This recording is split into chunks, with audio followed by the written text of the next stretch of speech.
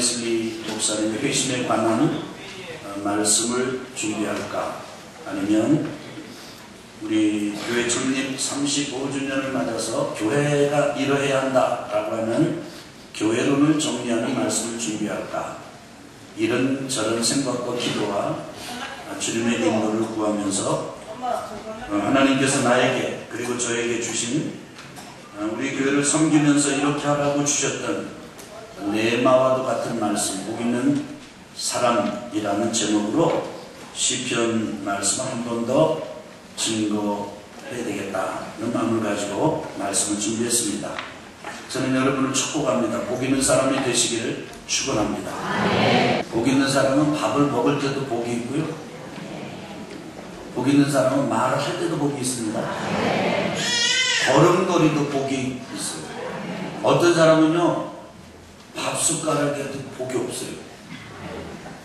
우스갯소리지만은 복 있는 사람은 되게 스푼으로 밥을 먹는데, 복 없는 사람은 젓가락으로, 복 있는 사람은 스푼으로 밥을 떠가지고 입 안에다가 딱 다 집어넣는데, 복 없는 사람은 젓가락으로 한 세 가지로 앞 이빨에다가 음식을 걸어놔요. 그리고 짜다 그러고 뭐 이런 게 참 하는 이상해요. 하여간 여하간 우리 온양온천교회 성도님 여러분, 진심으로 충심으로 저희 전부를 다해서 예수 그리스도의 이름으로 축복합니다. 복 있는 사람이 되십시오. 복 있는 사람은 도대체 어떤 사람이 복 있는 사람입니까? 정말 밥을 먹을 때 숟가락으로 먹는 사람, 그 사람이 복 있는 사람입니까? 젓가락 먹으면 안 됩니까? 그건 우스갯소리고, 복 있는 사람은 개념이 다양하지만은 이런 사람이 복 있는 사람입니다. 시냇가에 심은 나무처럼 사는 사람이에요. 그래서 이 시편 기자는 탁월한 소통의 능력을 가지고 있었습니다. 이 복잡한 복 있는 사람이라고 하는 개념을 명쾌한 그림 언어 하나로 딱 정리를 해버려요. 복 있는 사람이 어떤 사람이냐? 시냇가에 심은 나무와 같이 사는 사람입니다. 그 복 없는 사람은 어떤 사람이냐?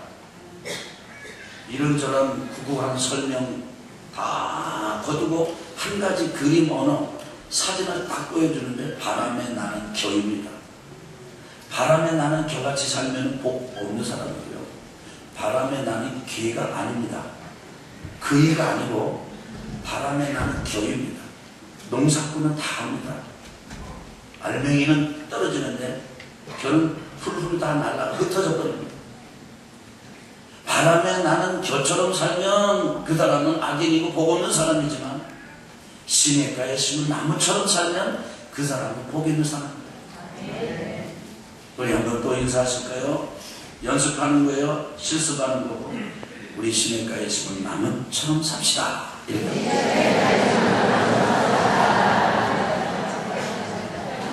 이렇게 인사를 나누라고 할 때 참 마음이 불편하신 분이 계시죠? 저는 충분히 1000% 이해합니다. 왜냐면 저도 어디 갔을 때 옆 사람이랑 인사하라고 하면 그게 너무너무 힘들어요. 그런데 하면은 좋아요. 여러분, 바람에 나는 겨는 되지 말고 시냇가에 심은 나무가 되라. 시냇가에 심은 나무처럼 복 있는 사람이 되라. 아멘. 그럼 그 복 있는 사람은 어떤 은혜가 있고 은총이 있습니까? 세 가지가 있습니다. 첫째는 뭐냐면 철을 따라 열매를 맺습니다. 여러분, 이 1년이 사시사철이 있는 것처럼 인생에도 계절이 있고 때가 있습니다. 태어날 때가 있고, 자랄 때가 있고, 공부할 때가 있고, 공부를 마치고 직장을 잡을 때가 있고, 결혼할 때가 있고, 아기 낳을 때가 있고, 또 아기를 기를 때가 있고, 또 애들을 또 결혼시켜가지고 파송할 때가 있고, 빈둥지의 때가 있고, 나중에는 인생을 졸업해야 될 때가 있습니다. 유한한 인생을 접어놓고 영원의 때로 들어가야 될 그런 시간이 있습니다. 그런데 사시사철 봄, 여름, 가을, 겨울에 다 그렇게 있어야 될 적합한 열매가 있는 것처럼 인생의 때도 적합한 열매가 있어야 됩니다. 저는 여러분이 꼭 그렇게 되시기를 주 이름으로 축복합니다. 아니 이제 지금까지는 못 바꾸잖아요. 과거는 못 바꾸잖아요. 근데 과거는 흘러간 거예요. 이제 지나간 거예요. 아니 아멘 좀 합시다. 과거는 흘러갔잖아요. 노래도 있잖아요. 과거는 흘러갔다. 과거는 지나간 거예요. 못 돌이켜요. 그래서 이제부터는 앞으로 남은 우리의 삶은 때에 맞는 열매가 있게 되기를 주님의 이름으로 축원합니다. 축원합니다. 그래서 가정을 이루어야 되는데 아직 안 이루는 사람, 안 이루는 게 아니고 못 이루는 사람, 그 사람은 앞으로 속히 이루어지게 되기를 축복합니다. 아멘.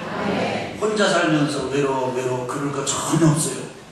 자꾸 짝을 만나서 짝을 이루고 자꾸 그래서 이제 남은 앞으로의 삶의 그 계절, 인생의 계절에는 착한 열매들이 맺히게 되기를 축복합니다. 때에 맺는 열매를 축복합니다. 두 번째는 잎사귀가 마르지 않습니다. 세 번째는 그가 하는 모든 일이 다 형통합니다. 로마서 8장 28절에 보면은 우리가 알거니와 하나님을 사랑하는 자 곧 그 뜻대로 부르심을 입은 자들에게는 모든 것이 합력하여 무엇을 이루느니라? 선을 이루느니라. 우리 아멘 세번 합시다. 아멘, 아멘, 아멘. 그래요. 여러분과 제 인생에 가뭄이 들 때도 있고 기근이 들 때도 있고 재가 있을 수 있고 재난이 일어날 수 있고 유라굴로와 같은 광풍이 일어날 수 있고 그 선교 여행 중에 사도 바울이 독사한테 물린 것처럼 물릴 때도 있고 뜯길 때도 있고 있습니다. 그런데 그 과정이에요. 그건 다 과정이고 결론은 잘 될 것입니다. 형통할 것입니다. 잎사귀가 마르지 않을 것입니다. 계절마다 철마다 맞는 열매가 맺힐 것입니다. 이것이 시냇가에 심은 나무의 은총입니다. 시냇가에 심은 나무가 그렇게 될 수 있는 건 뭐죠? 흐르는 시내로부터 뿌리까지 그 물이 다 연결이 돼서 뿌리가 그 물을 쫙 빨아들여가지고 그 물을 나무로 올리고 가지로 다 보내가지고 잎 피우고 꽃 피우고 열매 맺고 그러는 거 아니겠습니까? 할렐루야. 아멘. 그래서 이런 시냇가에 심은 나무 열매가 있길 바랍니다. 아멘. 자, 그러면 이런 시냇가에 심은 나무와 같은 복이 있는 인생은 어떻게 살 수 있는가? 그냥 되는 게 아닙니다. 되는 대로 살면 절대 안 됩니다. 흘러가는 대로 살면 안 됩니다. 부는 대로 나부끼면 안 됩니다. 그러면 바람에 나는 경우입니다. 시냇가에 심은 나무는 흔들려도 그 자리에 있는 거예요. 요동하지 않고 있는 것입니다. 이런 시냇가에 심은 나무 같은 복을 누리려면 두 가지가 분명히 그 두 가지 중에 첫 번째는 뭐냐면 해서는 안 되는 일이에요. 해서는 안 되는 일이 무엇입니까? 1절 한번 보겠습니다. 같이 읽겠습니다. 시작. 복 있는 사람은 악인들의 꾀를 따르지 아니하며 죄인들의 길에 서지 아니하며 오만한 자들의 자리에 앉지 않고 누구를 따르지 않고 악인들의 꾀를 따르지 않고 악인들의 아이디어 여기 보니까 악인 하나가 아니고 악인들이에요. 그러니까 한 사람의 아이디어가 아니라 악한 사람들이 막 하나 둘 셋 넷 연대 사단 뭐 이렇게 막 군단 이렇게 이루어진 그 엄청난 아이디어가 있다 할지라도 그것이 하나님을 거역하고 하나님께 불순종하는 사람들의 아이디어고 상담이고 꾀요 지혜라면 우리는 절대로 그것을 따라가지 않는다. 두 번째는 무엇입니까? 죄인들의 길에 서지 않는다. 죄인들의 길이 뭡니까? 죄인들의 삶의 방식이 있습니다. 여러분 우리가 공을 차면 공 가는 방향이 있는 것처럼 죄인들이 사는 방식이 있고 방향이 있습니다. 근데 그 죄인이 하나가 아니고 죄인들입니다. 그래가지고 그 엄청 많은 사람들이 한쪽으로 그렇게 쏠려갈 때 거기에 안 끼고 못 끼면 우리는 도태되는 것처럼 느낍니다. 뒤처지고 시대에 걸맞지 못하고 그래서 우리는 완전히 루저가 되고 그래서 아주 불행한 사람이 될 것 같은 두려움이 있습니다. 그러더라도 다 그렇게 살아도 우리는 그렇게 살지 않습니다. 세 번째는 무엇입니까? 오만한 자들의 자리에 앉지 않는 것입니다. 걸을 때 악한 사람들의 꾀를 따라 걷지 않고, 그리고 설 때 머물 때 절대로 죄인들의 삶의 방식과 함께 머물지 않고, 앉을 때 그 자리를 차지할 때 오만한 자의 자리에 앉지 않는다. 겸손한 낮은 자리에 앉는다. 아멘. 오만한 사람들하고는 어울리지 않는다. 여러분, 사람이 얼마나 턱없이 교만한지 몰라요. 여러분 좀 말 듣기에 불편해더라도 이해하고 들으세요. 교회 와가지고도요, 교회를 판단하는 사람이 참 많아요. 옆에 사람 판단하고요, 앞에 있는 또 이런 저와 같은 목회자를 판단합니다. 그 다음에 또 설교를 판단하고, 어떤 사람은 그것도 성에 차지를 않아가지고 양에 안 차가지고 성경을 판단을 해요.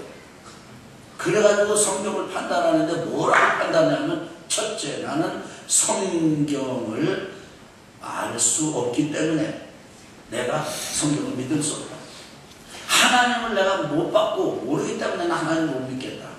성경을 이해가 안 되니까 나는 믿을 수 없다. 하나님을 내가 이해가 할 수 없으니까 나는 못 믿겠다. 그 다음에 난 진짜 상식에, 내가 이 상식에 비춰볼 때 이게 맞지 않아도 못 믿겠다. 이런 사람 참 많습니다. 미안한 얘기지만 그 양반 굉장히 교만한 사람입니다. 일단 예배당에 오면 하나님 앞에 겸손하고 사람 앞에 겸손해요. 사람은 다 알고 믿는 게 아니거든요. 알고 사는 게 아니라고요. 이해가 돼서 사는 게 아니라고요. 참 안타까운 얘기지만 가끔가다가 제 아내가 저한테 얘기를 합니다. 난 당신을 모르겠다는 거예요. 그래도 당신이 나를 모르면 누가 나를 아냐? 당연히 모르겠다. 그런데 역지사지를 해놓고 나도 모르겠어. 그렇게 살아놓고. 여러분, 부부지간에 다 알아서 삽니까? 더 충격적인 사실, 이해가 돼서 살아요? 이거 봐, 대답 안 하시죠? 사는 거예요. 그런데 애기도 낳고 기르기도 하고, 그럼에도 불구하고 인생을 같이 보고, 봄이 오면 봄의 꽃을 같이 보고, 여름이 오면 여름의 그 푸르름을 같이 보고, 가을에 낙엽이 지면 그 낙엽을 같이 보고, 서로 100% 골라. 꼭 100% 알아야 되겠어요. 꼭 그 사람의 과거를 100% 알아야 되겠어요? 아니에요. 그래서 이해가 안 되고 모르더라도 절대로 교만해서는 안 된다. 오만한 자들아 판단하지 마. 할렐루야. 이걸 하면 안 됩니다. 아멘. 우리 오른손을 탁 쥐고 무릎을 탁 치면서 이건 하지 않겠습니다. 이거 생각하면서 시작. 이건 하지 않겠습니다. 지금 꼭 89년이 안 했어요. 다시 한번. 이건 안 하겠습니다. 시작. 이건 안 하겠습니다. 근데 두 번째는요, 반드시 해야 될 일이 있어요. 반드시 해야 될 일. 그래서 한 가지. 몇 가지라고요? 2절 보세요. 2절. 오직이라는 거는요, 복 있는 사람은 악인들 복수하고 대비되는 거예요. 죄인들 대비되는 것이에요. 오만한 자들 대비되는 것이에요. 그 다음에 죄인 악인들의 꾀를 따르는 일, 죄인들의 길에 서는 일, 오만한 자들의 자리에 앉는 일, 세 가지 일에 대비되는 것이에요. 이 시편 1편 1절은 인간의 삶이 뭐냐? 하나님 없고 하나님의 말씀이 없는 인간의 삶은 뭐냐면 악인들의 꾀를 따르는 것이고, 죄인들의 길에 서는 것이고, 오만한 자들의 자리에 앉는 것이, 이게 인생이다. 하나님 없는 삶이다. 그러니까 바쁩니다. 분주합니다. 지금 우리 영성 그리스도인의 삶의 최고의 적은 게으름이 아니라 분주함입니다. 일을 하지 않는 게 아니고 일을 하는 게 지금 적입니다. 그런데 이 시편 기자는 지금 시대가 아니고 벌써 그 수천 년 전에 여러분과 저에게 알려주셨어요. 여러 가지를 자녀를 가지 마라. 하나만 해라.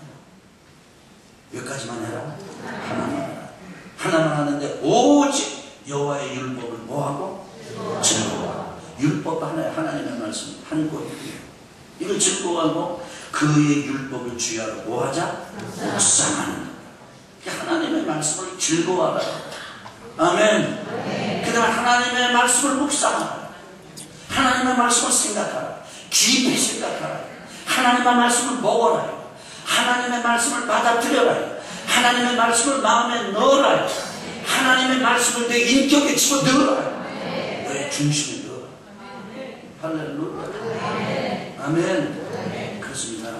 그래서요, 이거 하지 않고 이거 하면 시냇가에 심은 나무처럼 살게 되고, 그 다음에 철을 따라 열매가 맺히고, 잎사귀가 마르지 않고, 그가 하는 모든 일이 다 그가 하는 모든 일이 다 형통하다는 거예요.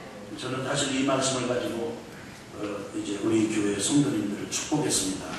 저는 이 말씀을 우리 교회 부른바라 오기 전에 그 시애틀 제가 알고 있는 어느 그 목사님 집에서 그 동네 퍼블릭 골프장을 이렇게 바라보면서 기도하는 시간에 제가 받은 말씀이에요. 뭐 여러분들이 뭐 저 양반 저렇게 얘기하는 진짜 말씀을 받는 게 있는 거야? 뭐 그렇게 좀 의아하게 생각하실지라도 이건 제게 실제로 있는 일이에요. 있었던 일이에요. 저는 이 말씀을 받았어요. 기도하시는 분, 또 이런 경험을 해보신 분들은 제가 드리는 말씀의 의미를, 느낌을 아실 것입니다. 여러분 그 느낌을 아십니까? 그래서 제가 이 말씀을 가지고 우리 교회 새가족 등록하시고 새가족 양육하시고 첫 번째 제가 신방하면 누구나 이 말씀을 가지고 축복합니다. 그리고 기회가 닿는 대로 저는 이 말씀을 가지고 설교하고 축복합니다. 저는 이 말씀을 처음에 받을 때 그렇게 제가 동감하거나 공감하지 않았어요. 왜냐하면 저는 그동안에 교회에 대한 공격의 여러 이유 중에 하나가 뭐냐면 교회 가면 복 받아라 그러는다고 공격을 교회가 받았기 때문에, 그걸 제가 알고 있기 때문에 복 있는 사람이 되라 그러면 이게 또 다시 어떤 기복신앙 가르쳐 주는 거 아니니까, 이런 것 때문에 저는 거절을 했어요. 거부를 했습니다. 저는 그렇게 제가 할 마음이 제가 없습니다. 근데 이 말씀에 제가 이렇게 부딪히는데도 막 이렇게 심리적인 저항이 그렇게 강한 거예요. 근데 이 말씀을 읽다 보니까 이 땅의 인구가 지금 74억이 넘습니다. 그 74억을 수많은 사람들 두 줄로 딱 세우면은 복 있는 사람이 있고 복 없는 사람이 있대요. 그리고 시편을 공부해보니까 시편 1편은 시편 전체 150편의 제목과도 같은 말씀이에요. 그리고 이 시편을 쓴 사람 보니까 똑똑한 사람이에요. 다윗이에요. 시편을 쓴 사람 보니까 보통 사람이 아니라 왕이었던 사람이에요. 근데 완전히 입지전적인 사람이에요. 목동이었다고 왕이 된 사람이에요. 수많은 난관을 뚫고 왕이 된 사람. 전임자 사울에게 죽임을 몇 번이나 당할 뻔에다가 간신히 목숨 부지하고 왕이 된 사람이에요. 그 사람이 젊을 때 쓴 게 아닙니다. 인생의 경험을 다 하고 난 다음에 내가 보니까 복 있는 사람이 누군지 아냐? 복 있는 사람은 이런 사람이야. 절대로 이거 안 하는 사람이고 욕을 하는 사람이야. 그렇게 가르쳐준 말씀이라는 걸 제가 깨달았어요. 그러고 나서 세상 사람이 뭐라고 해요? 이제 나는 내가 섬기는 교회 교우들을 축복해야 됩니다.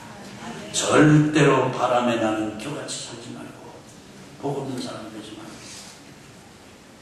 악인들의 꾀를 따르지 말고 죄인들의 길에 서지 말고 오만한 자리에 앉지 말고 여러 가지 다 잘하려고 하지 말고 오직 한 가지 여호와의 말씀을 율법을 즐거워해서 그 율법을 주야로 묵상함으로 시냇가에 심은 나무와 같이 복 있는 삶을 살아라.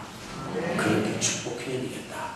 그리고 결단하고 지금 만으로 8년, 횟수로는 9년째 여러분을 축복하고 있습니다.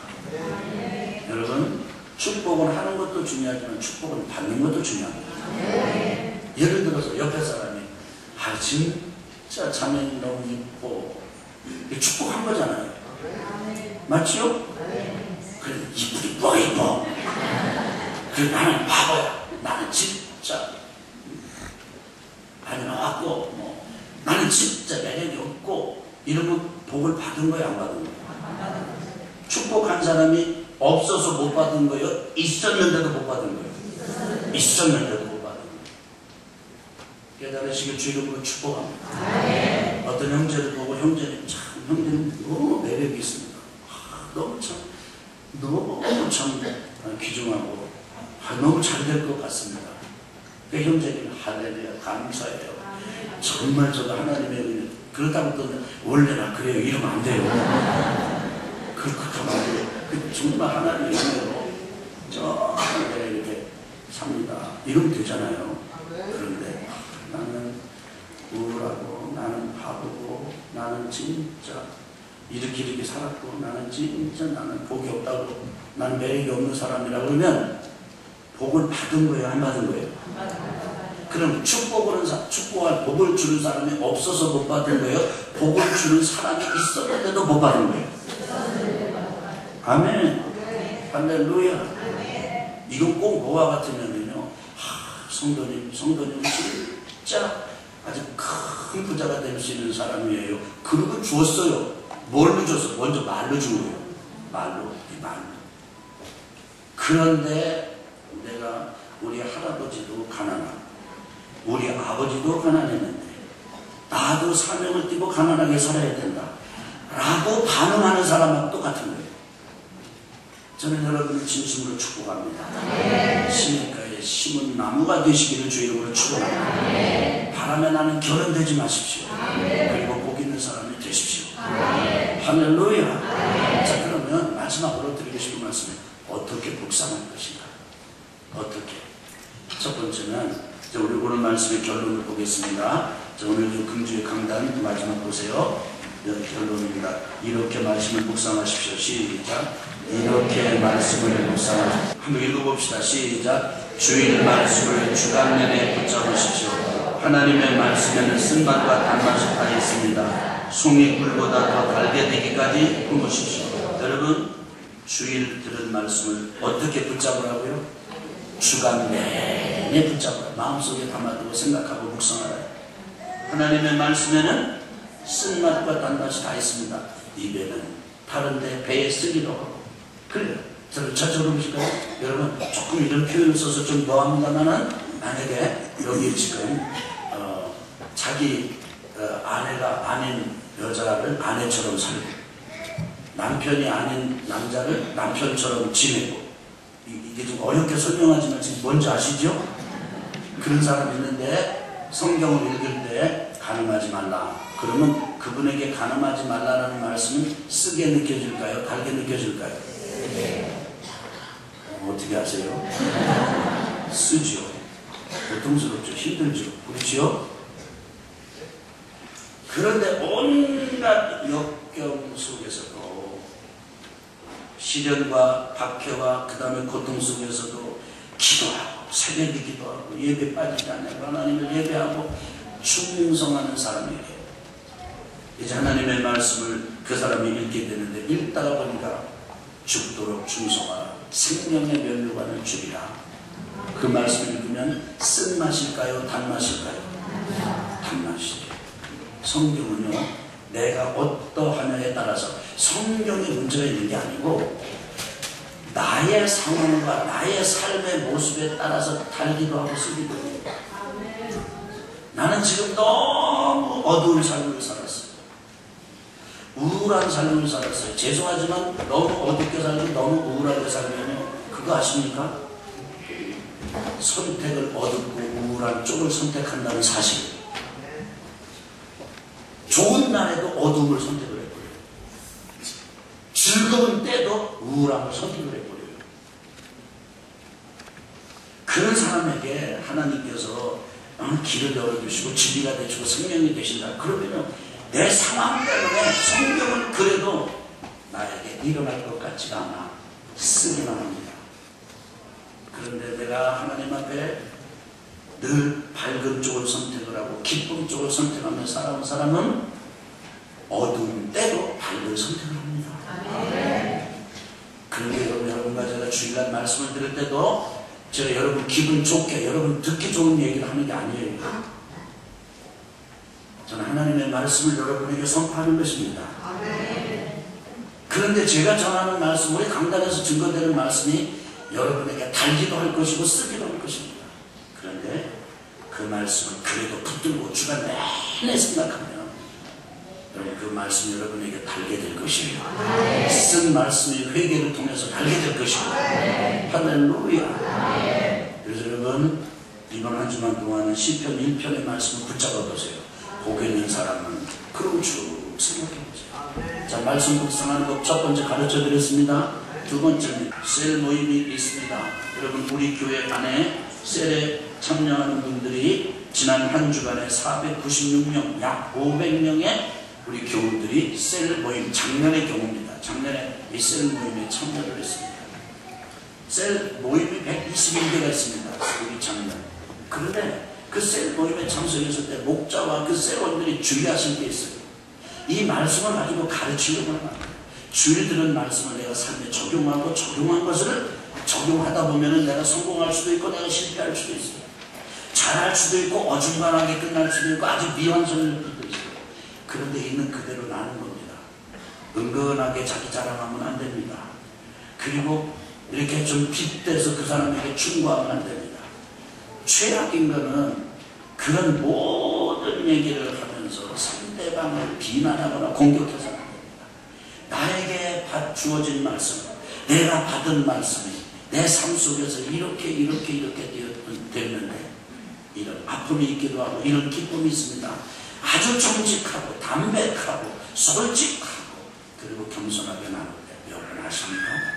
그 나눌 때 그 말씀이 불이 됩니다. 나눌 때 그 말씀이 방망이가 됩니다. 강력해집니다. 압니다. 이해합니다. 여러분 셀 모임에서 여러분의 마음을 나눠보십시오. 삶을 나눠보십시오. 그럼 못 나눈 사람들 부지기수입니다. 그리고 그걸 나누고 예를 들어서 내 아들의 얘기, 내 딸의 얘기, 내 내면의 얘기, 내 속의 얘기, 겉으로는 내가 멀쩡하지만 내 속에서 지저분하게 일어나는 이 내면의 소용돌이를 어떻게 창피하게 나눕니까? 우리가 그걸 다 담아놓죠. 여러분 담아놓는다고 해서 없는 겁니까? 감추거나 열거나 있는 건 똑같습니다. 그런데 감추면 감출수록 곰고 썩습니다. 열어놓고 나누면 창피한 것 같아도 거기에 성령께서 강력하게 역사하세요. 할렐루야. 아멘. 그래서 묵상의 생명은 솔직, 담백, 정직하게, 겸손하게 나누면 되세요. 나눌 때 강력한 다이내믹이 일어납니다. 저는 그렇게 되시면 죄를 축원합니다. 그래서 두 번째 셀에서 나누는 거예요. 금주의 매일 성경 통독이죠. 바이블 타임 1년 1독 과정입니다. 여러분 월요일부터 금요일까지 여러분과 제가 주일부터 금요일까지 이 말씀을 읽으면 1년 그대로 성경 한 권을 읽게 되는 거예요. 그 다음에 묵상할 말씀을 하도록 다 적어놨습니다. 그러니까 너무 많은 걸 한꺼번에 하려고 하지 말고 자 저를 보실래요? 감동을 아무리 충만하게 받았더라도 성경을 내가 1독을 해야 되겠다고 창세기부터 시작을 하면은 창세기만 계속 읽다가 끝이 나요. 그래서 창세기를 많이 읽었어요. 감동을 받으면 성경을 읽어야지. 창세기 1장. 감동을 받으면 또 성경을 읽어야. 그런데 창세기에 함정들이 많거든요. 이해할 수 없는 게 많거든요. 이건 아니야. 도저히 이건 아닌데. 그리고 중간에 포기하고 또 한참 남처럼 살다가 또 예배 드리거나 어떤 집회 때 은혜를 충만하게 받은 성경을 읽어야지. 창세기. 그래서 창세기 1장은 많이 읽었는데 계시록까지 가본 적이 없어요. 그런데 여러분에게 친절하게 갈 수 있도록 도와드리는 것이 성경 공부입니다. 그리고 묵상하도록 안내해드립니다. 아멘. 여러분 주일 말씀 붙잡는 거, 그 다음에 셀 모임에서 말씀 나누는 거, 매일 정해진 성경을 읽는 거, 묵상은 요게 한 패키지로 딱 해결되는 게 뭐냐면 새벽기도 오시는 거예요.